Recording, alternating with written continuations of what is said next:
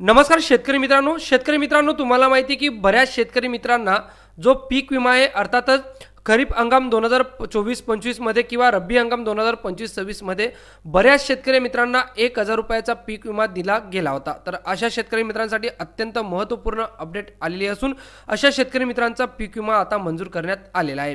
हा बघा आज 18 मार्च रोजीचा शासन निर्णय आणि या शासन निर्णय माध्यमातून प्रधानमंत्री फसल विमा योजनेअंतर्गत पूरक अनुदान या योजनेअंतर्गत प्रधानमंत्री पीक विमा योजना खरीप हंगाम 2024 करिता रुपये 5,08,54,953 एवढा जो निधी आहे तर एवढा निधी हा मंजूर करण्यात आलेला आहे।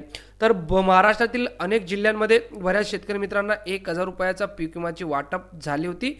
तर अशा शेतकरी मित्रांसाठी हा पीक विमा आता मंजूर करण्यात आलेला आहे।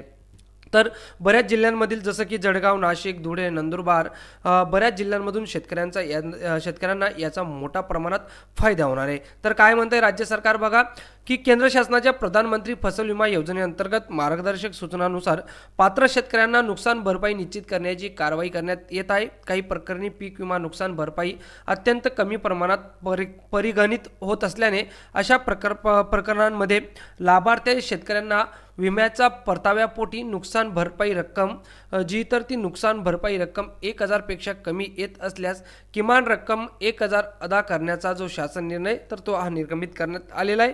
आणि याच्यामधून आता शेतकरी मित्रांना 5,08,54,000 एवढी निधी हा देण्यास राज्य सरकारने मंजुरी दिलेली विमा कंपन्यांना हा जो निधी तर हा निधी वर्गित करण्यात येणार आहे। तर बघा प्रधानमंत्री फसल विमा योजनेअंतर्गत पूरक अनुदान वाटपची ही जी कारवाई तर ती करण्यात येणार आहे। यासाठी 5,08,54,000 एवढी रक्कम मंजूर करण्यात आलेली आहे। तर बघा शेतकरी मित्रांनो खरीप हंगाम 2024 साठी ही जी यादी तर ही ज्या इन्शुरन्स कंपन्या आहेत तर या इन्शुरन्स कंपन्यांसाठी हा निधी देण्यात आलेला आहे। यात भारतीय कृषी विमा कंपनी असेल, त्यानंतर चोलामंडल असेल, त्यानंतर HDFC अर्गो असेल, त्यानंतर ICICI लाभार्ड असेल, तर जेवढ्याही या 9 कंपन्या तर या 9 कंपनींना हा निधी देण्यात आलेला आहे।